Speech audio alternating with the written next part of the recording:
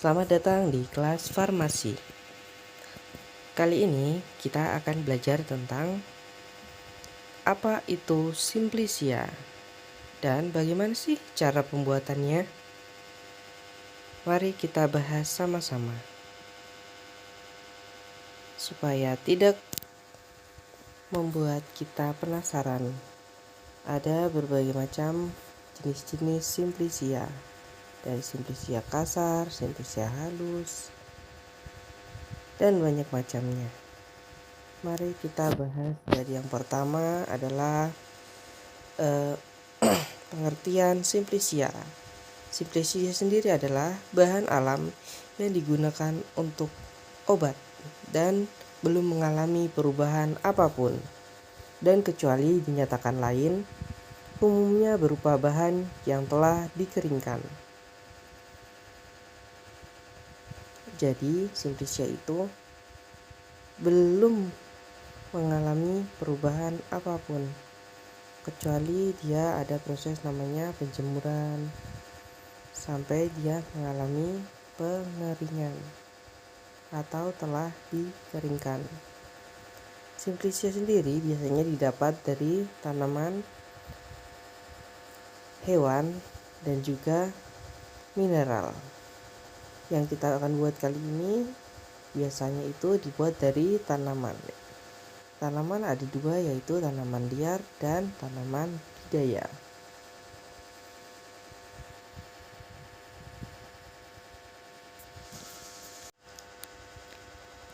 Untuk tanaman liar,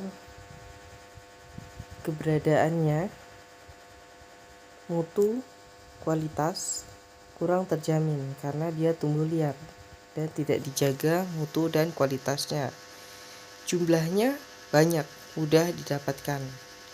Kuantitasnya juga belum bisa kita dapatkan kecuali kita memilih dengan sangat teliti dan hati-hati dalam pemilihan. Sedangkan tanaman budidaya, keseragamannya lebih seragam dan kualitas serta lingkungan biayanya yang tinggi. Kekurangannya di biaya yang tinggi, yaitu pemeliharaan, SDM, hama, perairan, serta pupuknya yang membutuhkan biaya.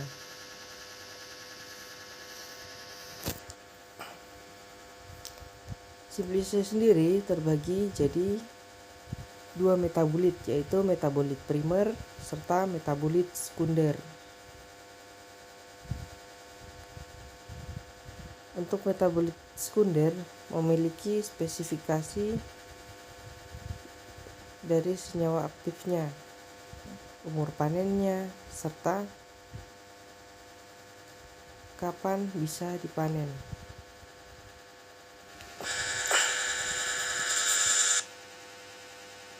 Untuk penanaman budidaya sendiri, kita membutuhkan benih yang berkualitas, kemudian tekstur tanah yang baik, yang subur, kemudian kita lakukan yang namanya pemupukan serta pemeliharaan.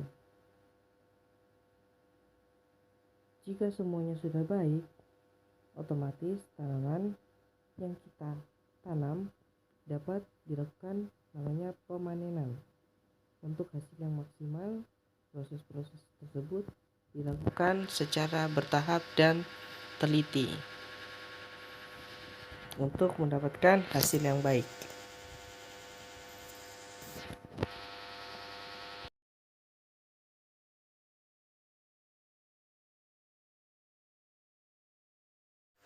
Untuk tanaman-tanaman yang sudah kita panen, kita dapat melakukan namanya sortasi atau pemisahan dari tanah atau senyawa-senyawa lain yang dapat mengganggu proses pembuatan simplicia. Kemudian kita dapat lakukan namanya pencucian secara menggunakan air sampai dia terlihat bersih, lalu lakukan pengeringan tadi dengan sinar matahari atau oven bisa.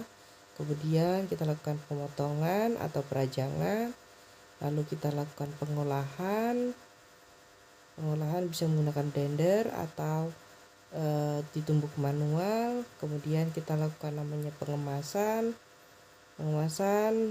baik untuk menghindari dari paparan angin atau bakteri serta jamur. Kemudian kita lakukan namanya pendistribusian setelah dilakukan pemeriksaan mutu.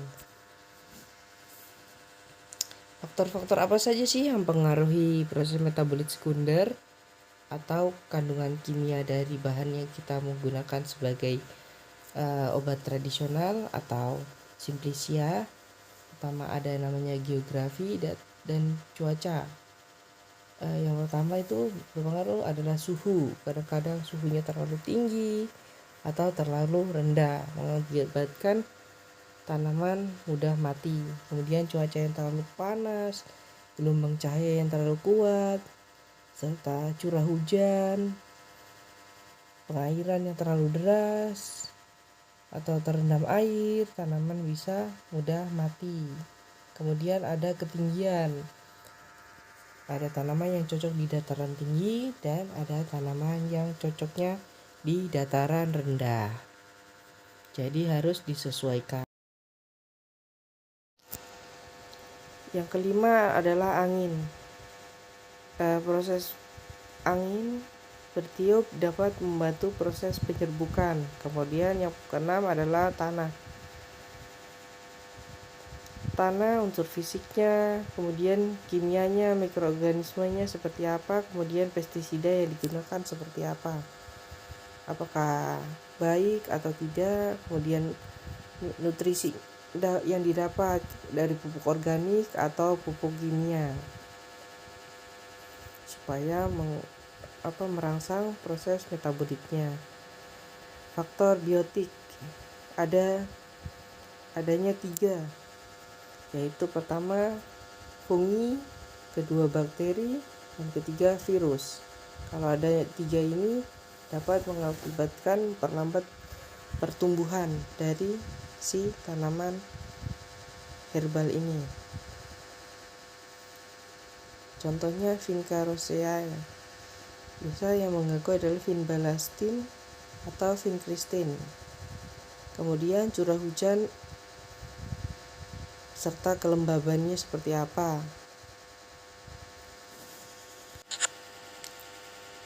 Untuk kelembabannya biasanya berdasarkan curah hujan. Kalau semakin tinggi curah hujan dapat menyebabkan kelembaban yang lebih lembab, sehingga berkurangnya berat kapsul kering akan bertambah kalau kapsul kering. Tapi contoh konsentrasi morfin akan berubah. Kemudian adanya serangga yang mengganggu atau membantu proses penyerbukan. Serangga yang mengganggu contoh semut dapat melakukan infeksi, juga dapat melakukan pembantuan proses penyerbukan. Kemudian kerapatan tanah, jarak tanam. Tanaman yang terlalu rapat juga dapat mengganggu proses penyerapan nutrisi dari tanah. Kemudian tanaman lain juga dapat mempengaruhi proses penyerapan nutrisi dalam tanah. Contoh Nitrasilia camodia, kandungan kimianya bisa terpengaruh. Kemudian proses pembuahan, terutama yang mengandung minyak atsiri, harus diperhatikan pembuahannya seperti apa.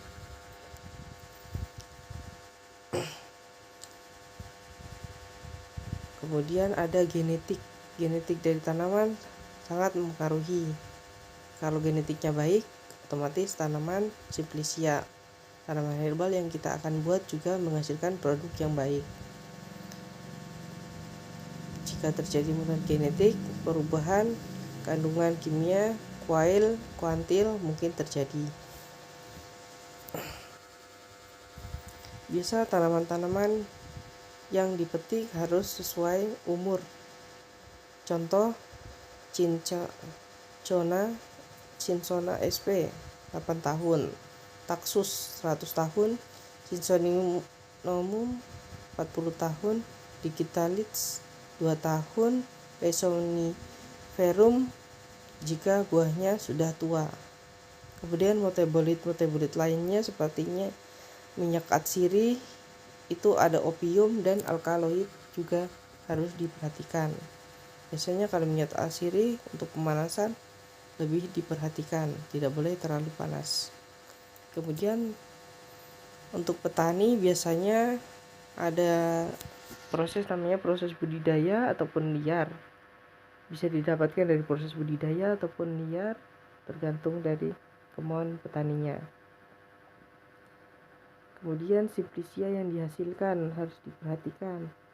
Simplisia untuk proses pemanenan, simplisianya mau yang seperti apa, kualitasnya pastinya yang paling bagus. Kemudian pasca panen harus diperhatikan juga, jangan mengambil yang terlalu kecil. Kemudian simplisia, proses alur simplisia yang pertama adalah pencucian dari benda-benda asing yang kotor. Lalu kemudian dilakukannya pengeringan bisa dilakukan dengan oven ataupun sinar matahari. Sinar matahari pun bisa secara langsung atau tidak langsung, tergantung dari tanaman yang akan dibuat sebagai simplisia. Untuk menghasilkan simplisia yang bersih dan kering, agar tidak terjadi proses penjamuran.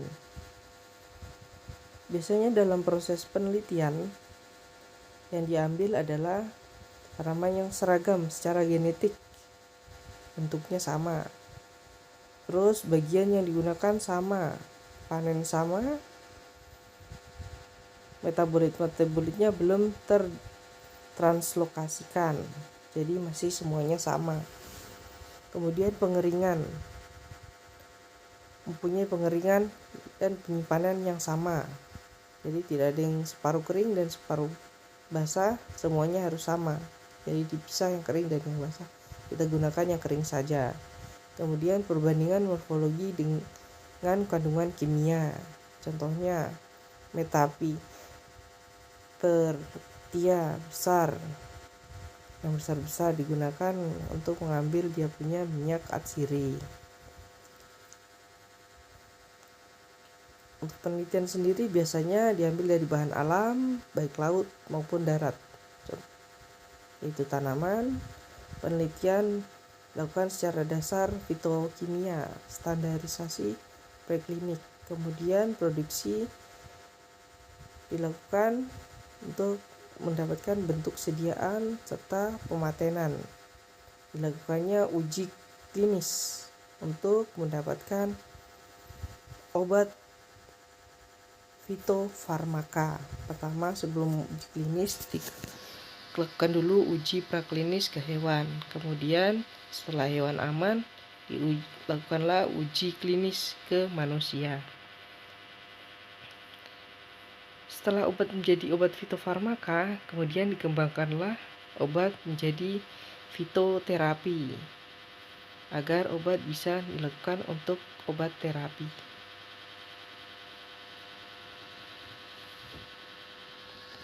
Sekian untuk pembahasan kami. Sekian, terima kasih. Jika ada kekurangan karena ini awal pembuatan video ini, mungkin banyaknya kekurangan, kesalahan, mohon dimaafkan. Semoga ilmu ini bermanfaat untuk kalian semua yang mendengarkan. Semoga kalian semua bisa dapat berinovasi, lebih produktif, dan tetap semangat belajar kelas farmasi.